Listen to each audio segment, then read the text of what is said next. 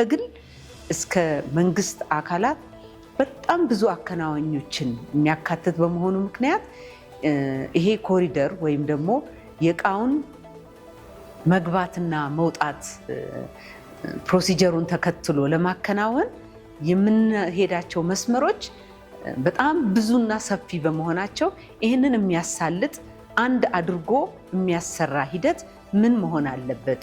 እንደ ግል ዘርፍ እኛ በበኩላችን ምን ኮንትሪቢዩት ማድረግ አለብን? እንግዲህ ይሄ የኢትዮ ሎጂስቲክስ ሴክቶራል አሶሲዬሽን የምንለው በግል ዘርፉና በመንግስት ዘርፉ በጋራ የተዋቀረ ማህበር ነው።